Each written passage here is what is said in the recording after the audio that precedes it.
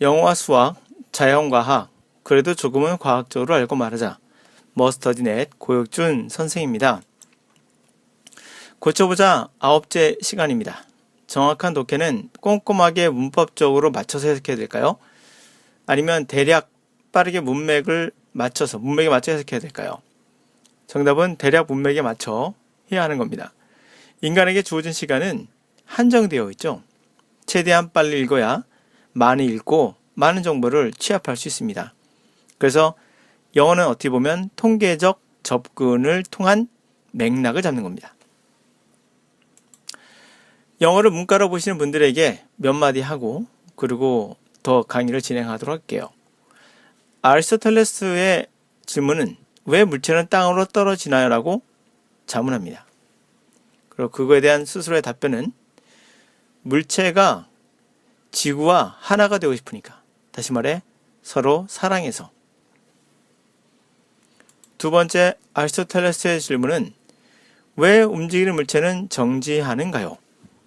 그에 대한 스스로의 답변은 움직이는 물체가 서는 이유는 가다 지쳤기 때문이다. 영어를 인문학으로 보시는 분들에게 어떻게 보면 아리스토텔레스의 답변은 지금 코미디 같은 답변입니다. 그러나 그때는, 그리고 그 이후 몇천 년 진지했고 많은 사람들이 공감하였습니다. 두 눈이 아닌 다른 차원의 눈으로 현상을 보면 지금도 영어 학습에 코미디는 많습니다.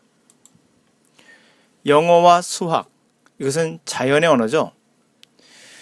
만약 자연에 관해서 알고 싶다면, 자연의 진정한 가치를 알고 싶다면 그녀가 말하는 언어를 이해해야 한다. 그녀가 말하는 언어는 아마도 수학이겠죠. 리차드 파인만은. 이 사람은 노벨 물리학상을 받은 분이니까요. 영어 또한 자연입니다. 이 자연의 언어를 이해하려면 그녀가 말하는, 영어가 말하는 언어의 특징을 알아야 합니다. 영어를 잘한다는 것은 흐름, 문맥, 통계라고 말할 수 있어요.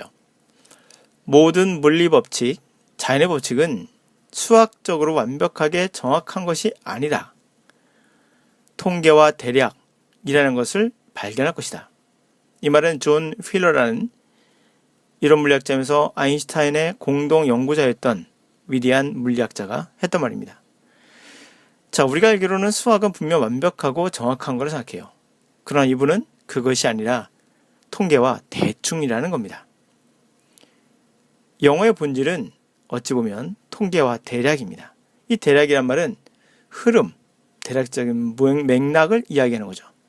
그게 바로 오히려 정확한 영어일 겁니다.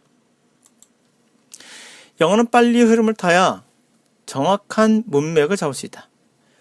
방정식, 수학에서 중요한 건 실험에 일치시키는 것보다 아름다움이다.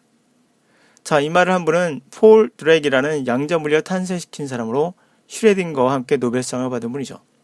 자, 이러한 양자물리를 탄생시켰던 위대한 폴 블랙이라는 분은 어찌 우리가 알고 있는 것과는 다른 이야기를 합니다.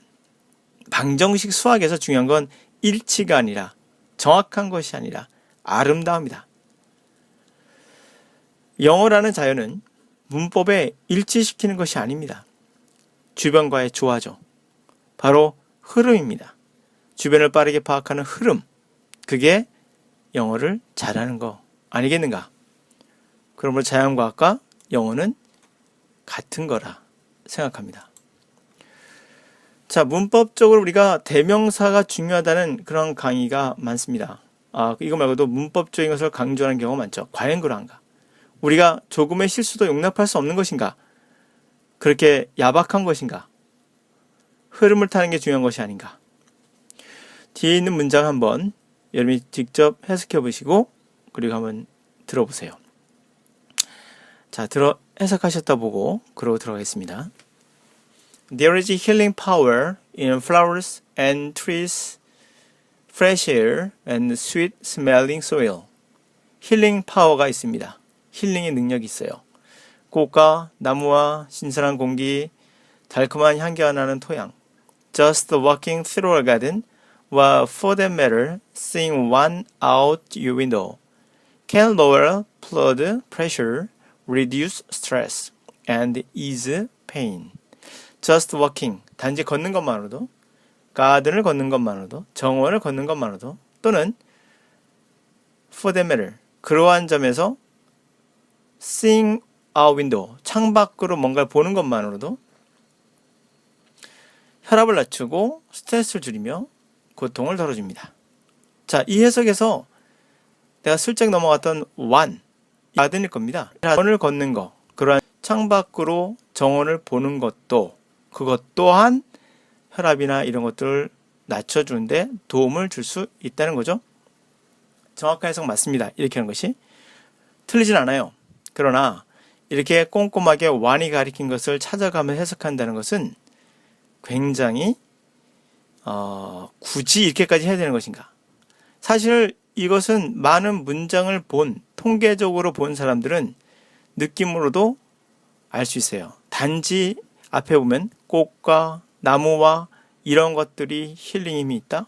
이런 것들이 있고 그와 같이 정원 같은 자연의 것을 걷는 것만으로도 그리고 창밖으로 자연을 보는 것만으로도 이렇게 해석될 수 있거든요. 그런 것만으로도 혈압을 낮춰주고 뭐뭐 해줄 수 있다. 한다 하더라도 굳이 완을 대명사를 찾아서 해석하지 않는다 하더라도 큰 맥락에서 틀리지 않습니다. 다음으로 볼게요. 문법적으로 접근한다는 것은 아름답지 않습니다. 본질이 아니에요. 그러나 not even wrong, 심지어 틀리지는 않습니다. 이게 가장 짜증나는 부분이에요. Get out there, start digging, and the benefits multiply.